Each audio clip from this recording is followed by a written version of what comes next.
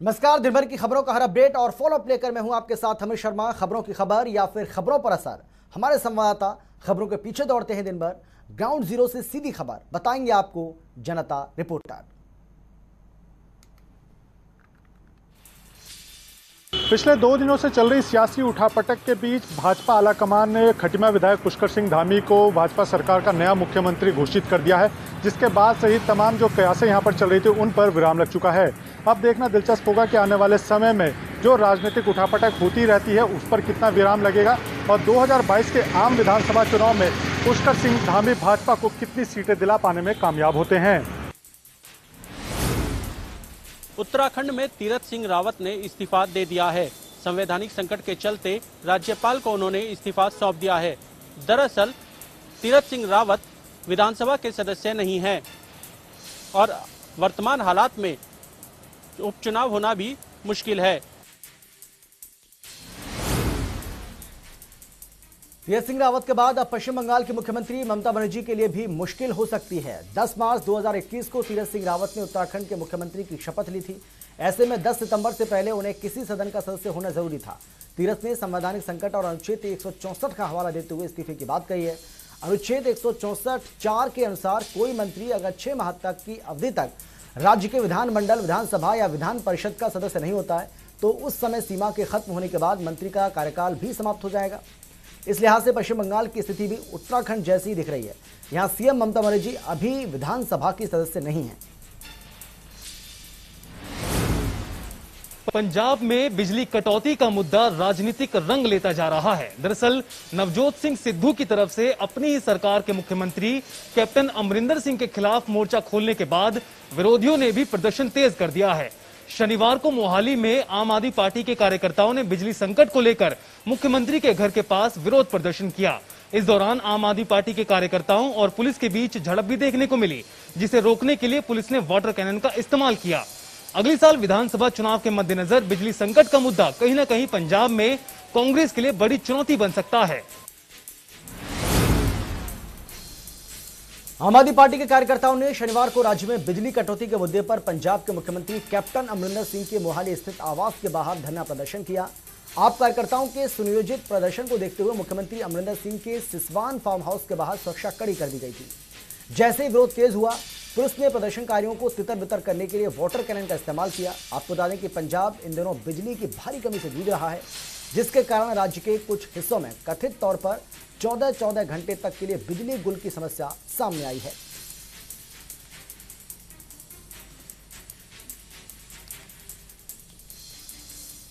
तो पंजाब में आम आदमी पार्टी का यह हल्ला बोल देखने को मिला है। आम आदमी पार्टी अपनी सियासी जमीन को मजबूत करने के लिए हर उस मुद्दे को उठाने की कोशिश कर रही है जो उसे लगता है कि इन विधानसभा चुनावों में, यानी कि अगले साल होने वाले पंजाब में विधानसभा चुनावों में उन्हें जीत हासिल हो सकती है। बिजली के मुद्दे को भुनाने की पूरी कोशिश आम आदमी पार्टी की ओर से की जा रही है। आम आदमी पार्टी के तमाम जो कार्यकर्ता हैं, जो उनके समर्थक हैं, वो सड़क पर उतरे और किस तरीके से आप देख सकते हैं यहाँ पर पंजाब में जो लगातार बिजली कट लग रहे हैं और उससे लोगों को जो भारी समस्या का सामना करना पड़ रहा है, उसकी वजह से आम आदमी पार्टी सड़कों पर नजर आई और सरकार के खिलाफ, पंजाब सरकार के खिलाफ ये हल्ला बोला गया। पंजाब में नवजोत सिंह सिद्धू और कैप्टन अमरिंदर के बीच टकराव लगातार जारी है। पार्टी हाईकमान की तरफ से इस विरोध को सुलझाने की कोशिश जारी है, तो वहीं विरोधी पार्टी भी लगातार नवजोत सिंह सिद्धू पर निशाना साध रही है। सिद्धू के बिजली का बिल बकाये को लेकर सुखबीर बादल ने सिद्धू पर निशाना साधा, तो वहीं अब सिद्धू की पत्नी नवजोत कौर भी इस सियासी लड़ाई में कूद पड़ी हैं। उन्होंने सुखबीर बादल पर हमला बोला और कहा कि लगातार सिद्धू को विरोधी निशाना बना रहे हैं। पंजाब में चुनाव के कुछ ही महीने बचे हैं तो पार्टी में नवजोत सिंह सिद्धू और कैप्टन अमरिंदर सिंह के बीच टकराव थमने का नाम नहीं ले रहा है। एक तरफ सिद्धू अपनी ही पार्टी पर सवाल उठा रहे हैं, तो वहीं सिद्धू के घर का बिजली बिल बकाया को लेकर अब विरोधी पार्टी के जो नेता हैं वो लगातार सिद्धू पर निशाना साध रहे हैं। सुखबीर सिंह बादल की तरफ से सिद्धू पर कटाक्ष किया गया, तो वहीं नवजोत सिंह सिद्धू की पत्नी नवजोत कौर सिद्धू ने बादल परिवार पर हमला बोला और कहा कि इतने सालों में जनता के लिए आपने क्या किया, आप जनता को जवाब दीजिए। सिद्धू परिवार ने पंजाब की जनता की सेवा की है। नवजोत कौर का बादल परिवार पर यह जबरदस्त तरीके से कटाक्ष, जिसमें आपको हम बता दें कि बिजली बिल बकाया को लेकर अब ये जो सियासी आरोप प्रत्यारोप हैं वो यहां पर देखने को मिल रहे हैं। सुखबीर सिंह बादल पर भड़ास निकाली है नवजोत कौर सिद्धू ने और कहा कि सिद्धू पर आरोप लगाना सरासर गलत है, ये गलत है।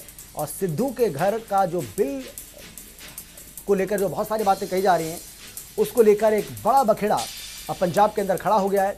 आरोपों पर नवजोत कौर सिद्धू जो कि नवजोत सिंह सिद्धू की पत्नी हैं, उनका ये बयान सामने आया और इसको लेकर उन्होंने अकाली दल के जो प्रमुख हैं सुखबीर सिंह बादल, उनको निशाने पर लिया, उनके बयान पर पलटवार किया और कहा कि जो भी आरोप हमारे ऊपर लगाए जा रहे हैं बादल परिवार की ओर से वो सरासर गलत हैं। पहले उन्हें अपने गिरबान में झांकने की ज़रूरत है।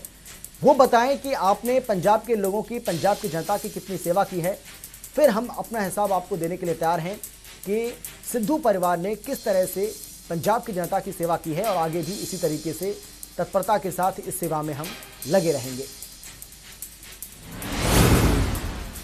देश में कोरोना वायरस के मामले लगातार कम होते जा रहे हैं, लेकिन तीसरी लहर का खतरा अब देश पर मंडराने लगा है। इसी बीच नीति आयोग के सदस्य डॉक्टर वीके पॉल ने प्रेस कॉन्फ्रेंस कर जानकारी दी है कि तीसरी लहर का आना या ना आना देश के लोगों के हाथ में है।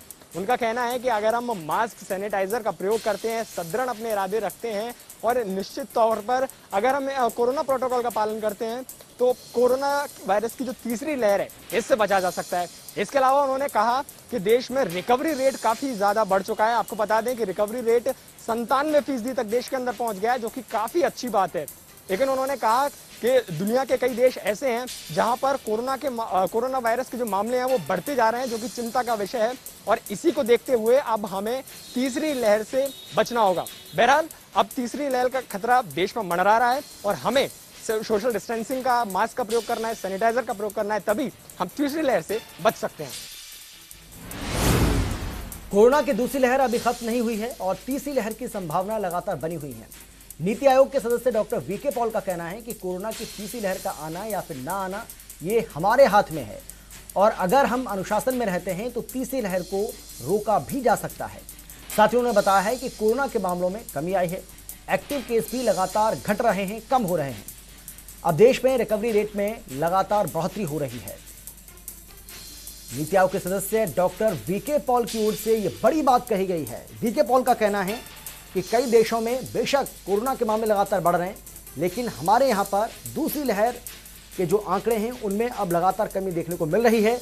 लेकिन जिस संभावित तीसरी लहर की बात कही जा रही है उसको हम रोक सकते हैं, वो हमारे अपने हाथ में है, बशर्ते लोग अनुशासन का पालन करें, कोविड प्रोटोकॉल का पूरी तरह से ध्यान रखें, जब भी अपने घर से बाहर निकलें मास्क का प्रयोग करें, हाथों को सैनिटाइज करते रहें, सोशल डिस्टेंसिंग का ध्यान रखें। ये वो उपाय हैं जो तीसरी लहर को आने से रोक भी सकते हैं। यूपी में 2022 में विधानसभा चुनाव होने हैं, जिसको लेकर तमाम पार्टियों ने साठगांठ शुरू कर दी है। दरअसल सपा प्रमुख अखिलेश यादव और आप सांसद संजय सिंह के बीच हुई मुलाकात ने सियासी गलियारे में चर्चाएं तेज करती हैं। वहीं अचानक हुई दोनों की मुलाकात के कई मायने निकाले जा रहे हैं। वहीं इस मुलाकात पर संजय सिंह ने कहा कि ये सिर्फ एक शिष्टाचार मुलाकात थी। उत्तर प्रदेश विधानसभा चुनाव के कुछ ही महीने बचे हैं, ऐसे में सियासी सरगर्मियां भी तेज हो गई हैं। दरअसल आज लखनऊ में समाजवादी पार्टी प्रमुख अखिलेश यादव से आप सांसद संजय सिंह मिले। दोनों के बीच अचानक हुई मुलाकात के बाद सियासी गलियारों में हलचल तेज हो गई है। दरअसल आप सांसद संजय सिंह यूपी के प्रभारी हैं और संजय सिंह काफी सक्रिय भी हैं। आम आदमी पार्टी उत्तर प्रदेश में अपनी सियासी सक्रियता को बढ़ाने में लगातार लगी हुई है। आपको बता दें कि किसान आंदोलन से लेकर राम मंदिर के मसले पर संजय सिंह ने बीजेपी पर जमकर निशाना साधा है। राफेल लड़ाकू विमान सौदा एक बार फिर चर्चा में है। दरअसल फ्रांस में राफेल की जांच शुरू हो चुकी है। इस मामले में जज की नियुक्ति भी की गई है। वहीं भारत में राजनीति गर्मा गई है। वहीं राहुल गांधी ने ट्वीट कर कहा कि राफेल एक स्कैम। वहीं कांग्रेस पार्टी ने राफेल पर जेपीसी की मांग की। राफेल फाइटर प्लेन सौदे का जिन्न एक बार फिर से सामने आ गया है। इसको लेकर राजनीति फिर शुरू हो गई है। कांग्रेस ने राफेल सौदे की जांच की मांग की है। दरअसल राफेल लड़ाकू प्लेन के सौदे की जांच के लिए फ्रांस में एक जज की नियुक्ति की गई। इस बीच कांग्रेस के पूर्व अध्यक्ष राहुल गांधी ने निशाना साधा है। राहुल गांधी ने अपने ट्वीट में हैशटैग राफेल स्कैम का इस्तेमाल करते हुए लिखा, चोर की दाढ़ी इससे पहले कांग्रेस ने इस सौदे की संयुक्त संसदीय कमेटी जेपीसी से जांच की मांग की है। सुंदरबनी इलाके में पिछले 4 दिनों से आतंकियों की तलाश के लिए बड़े पैमाने पर सुरक्षा बलों की तरफ से सर्च ऑपरेशन चलाया जा रहा है। आपको बता दूं कि मंगलवार की रात में यहां पर कुछ संदिग्ध व्यक्तियों को यहां पर देखा गया था, जो एक महिला ने सूचना दी थी। उसके बाद यहां पर सर्च ऑपरेशन किया गया और दोनों तरफ से हुई गोलाबारी में एक जवान जो है वो घायल हुआ था। उसके बाद लगातार सुंदरबनी इलाका में ये सर्च ऑपरेशन बड़े पैमाने पर चलाया जा रहा है और आतंकियों की तलाश की जा रही है। सुरक्षा बलों की जो टुकड़ियां हैं वो जगह जगह पर उन्होंने नाका लगा के रखा हुआ है। जगह जगह पर हर आने जाने वाले व्यक्ति की तलाशी ली जा रही है, उसके बाद उसको छोड़ा जा रहा है। आप अब तस्वीरों में देख सकते हैं कि किस तरह से सुरक्षा बलों के जवान जो हैं वो तैनात है और बड़े पैमानों पे सुंदरबनी के जंगलों में सर्च ऑपरेशन जो है वो चलाया जा रहा है। दिल्ली एनसीआर में आज जमकर बारिश हुई है। आपको बता दें कि आसमान में काले बादल छाए हुए थे, जिसके वजह से तपती गर्मी और लू से दिल्ली वासियों को राहत मिली है। आपको बता दें कि मौसम विभाग का कहना है कि इसी तरह से बारिश अगले 2-3 दिन तक होता रहेगा। दिल्ली एनसीआर में आज फिर जमकर बारिश हुई है। मौसम विभाग ने 24 घंटे में बारिश होने की आशंका जताई थी और यह अनुमान बिल्कुल सटीक बैठा है, जिसके बाद दिल्ली एनसीआर में तेज हवाओं के साथ आज जमकर बारिश हुई। आपको बता दें पिछले कई दिनों से दिल्ली में रिकॉर्ड तोड़ गर्मी पड़ रही थी। मानसून भी लेट लतीफी कर रहा था, लेकिन इस बार बारिश से दिल्ली वासियों को राहत मिली है। बहुचर्चित गुड़िया रेप और हत्याकांड मामले में अभी भी गुड़िया को इंसाफ नहीं मिल पा रहा है, ये कहना है गुड़िया के माता पिता का। दरअसल गुड़िया के माता पिता आज मुख्यमंत्री जयराम ठाकुर से शिमला में राज्य सचिवालय में मिले। गुड़िया के पिता का कहना है कि गुड़िया को इंसाफ नहीं मिला है। गुड़िया के पिता का कहना है कि नीलू चिरानी ये अकेले का काम नहीं है कि इतनी निर्ममता से गुड़िया की हत्या और उसका रेप किया गया हो। बेशक अदालत ने नीलू को उम्र कैद की सजा सुना दी है, लेकिन माता पिता की अभी भी ये मांग है कि उसे फांसी के तख्ते पर चढ़ाया जाए। उधर मुख्यमंत्री ने आश्वासन दिया है कि सरकार अपने स्तर पर जो कुछ भी कर सकती है वो किया और आगे भी करने के लिए तैयार है। फिलहाल गुड़िया के पिता का कहना है कि अब इस मामले को लेकर हाई कोर्ट में अपील की जाएगी और गुड़िया के दोषियों को आगे सजा दिलवाने में अपनी पुरजोर कोशिश करेंगे। हरियाणा सरकार फसल विविधीकरण पर जोर दे रही है। प्रदेश सरकार ने मेरा पानी मेरी विरासत योजना के तहत किसानों को प्रोत्साहन देने के लिए कई योजनाएं शुरू की है। हरियाणा के मुख्यमंत्री मनोहर लाल और कृषि मंत्री जयप्रकाश दलाल का कहना है कि प्रदेश में जो किसान धान की जगह अन्य फसल लगाएंगे उनको 7,000 रुपए प्रति एकड़ अनुदान के तौर पर दिया जाएगा। इसके साथ ही मुख्यमंत्री का ये भी कहना है कि प्रदेश में जो बाजरे की जगह दलहन और तिलहन की खेती करेंगे उन किसानों को भी 4,000 रुपए का अनुदान मिलेगा। प्रदेश के कृषि मंत्री जयप्रकाश दलाल ने ये बताया है कि पिछले साल सरकार ने धान की जगह अन्य फसल लगाने का लक्ष्य 1 लाख एकड़ रखा था, जिसको इस बार बढ़ाकर 2 लाख एकड़ किया गया है। काबिले गौर है कि हरियाणा सरकार ने पिछले साल ये योजना शुरू की थी, जिसके चलते काफी किसानों ने धान की जगह अन्य फसल लगाकर सरकार का अनुदान हासिल किया था। गांव चौटाला के बिजली घर में लगातार ढानियों की बिजली व्यवस्था को लेकर ग्रामीण पिछले 5 दिनों से धरने पर हैं, जहां पर ग्रामीणों के सबर का बांध आज टूट गया और ग्रामीणों ने बिजली घर के मुख्य गेट पर ताला जड़ दिया। वहीं पर एसडीओ की शिकायत पर ताला जड़ने के आरोप में पुलिस ने किसान नेता व अन्य प्रदर्शनकारी ग्रामीणों पर मामला भी दर्ज किया है। लेकिन ग्रामीण इस बात की लगातार मांग कर रहे हैं कि आसाखेड़ा और गांव चौटाला की करीब 50 से 60 ढानियों में सुचारू रूप से बिजली व्यवस्था की जाए, जिसको लेकर पिछले 5 दिनों से गांव चौटाला की बिजली घर के समक्ष लगातार ग्रामीण धरने पर हैं। लेकिन उनकी मांग पूरी नहीं होने के बाद ग्रामीणों ने आज बिजली घर पर भी ताला जड़कर धरना प्रदर्शन शुरू किया है।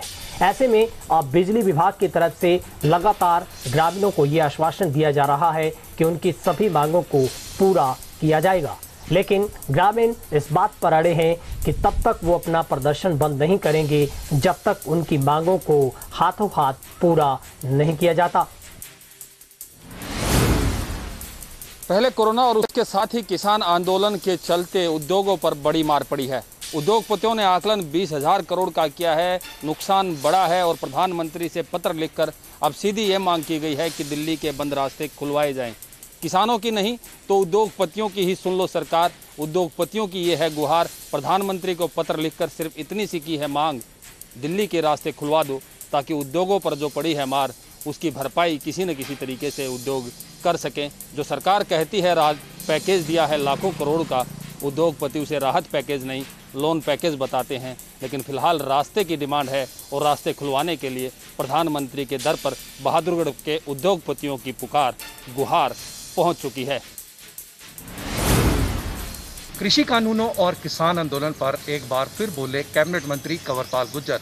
जब से कृषि कानून लागू हुए हैं और किसान आंदोलन चल रहा है, तब से कैबिनेट मंत्री कंवरपाल गुर्जर इसको लेकर बयानबाजी करते हुए नजर आते हैं।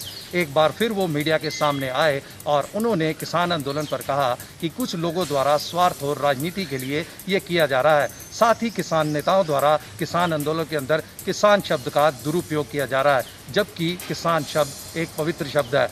वहीं जेजेपी और बीजेपी नेताओं के विरोध पर उन्होंने कहा कि सरकार की मंशा टकराव की नहीं है और ना ही सरकार के द्वारा अब तक कोई भी बल प्रयोग किया गया।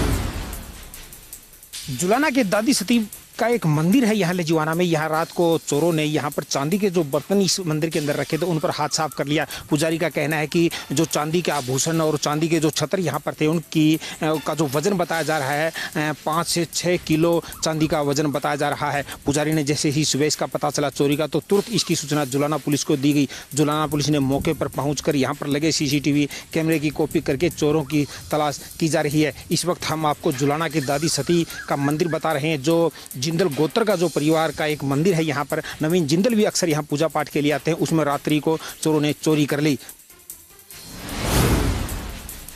साइबर सिटी गुरुग्राम में मिट्टी के बर्तनों की जमकर बिक्री हो रही है।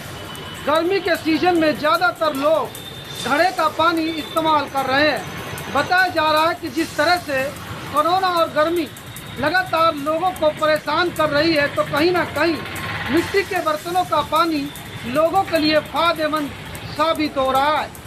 आपको बता दें कि गुरुग्राम में सबसे ज़्यादा कोरोना के मामले सामने निकल कर आए थे और तभी से ऐसा माना जा रहा है कि लोगों ने फ्रिज का पानी पीना बंद कर दिया था और ऐसे में मिट्टी के बर्तनों की बिक्री लगातार हो रही है।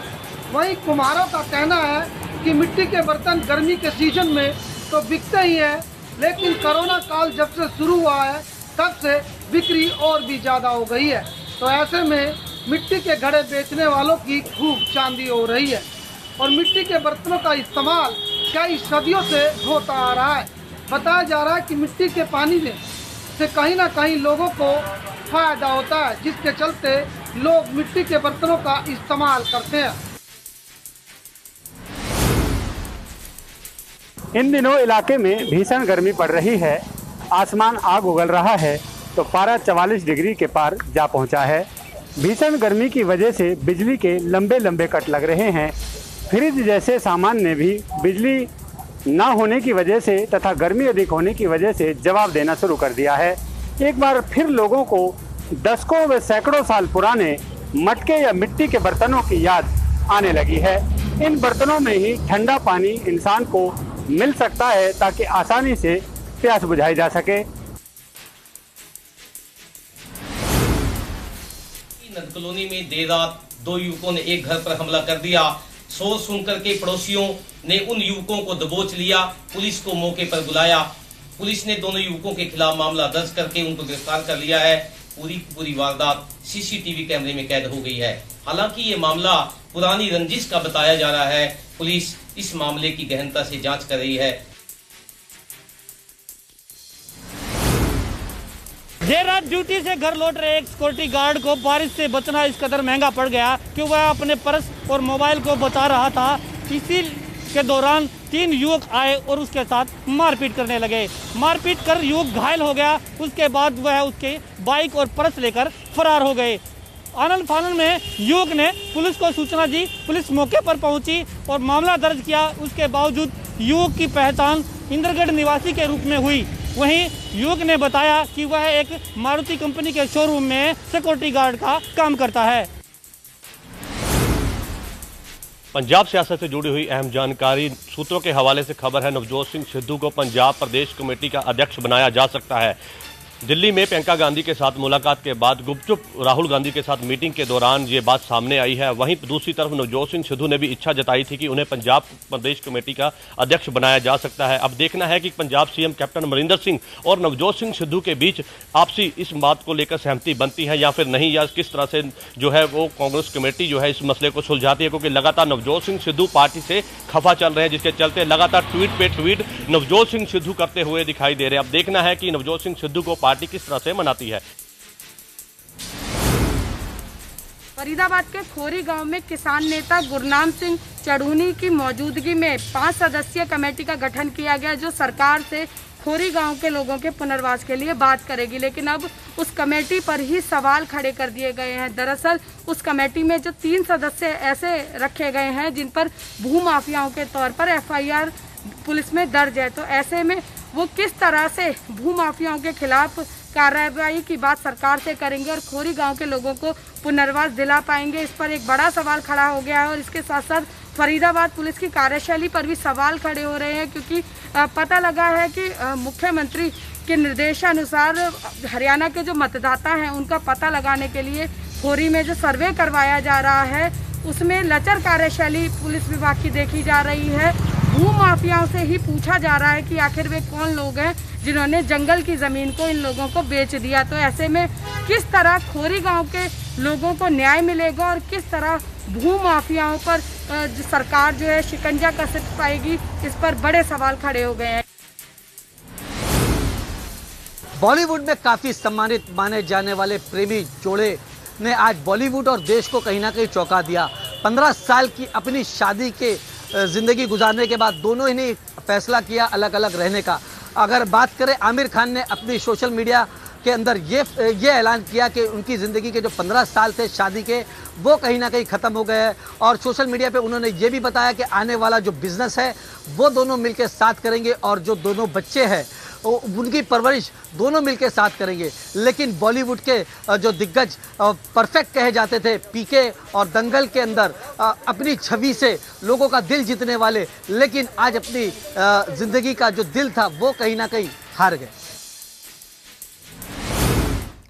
तो जनता रिपोर्टर में फिलहाल इतना ही। छोटे से ब्रेक के बाद फौरन लौटेंगे। आप देखते रहिए जनता टीवी।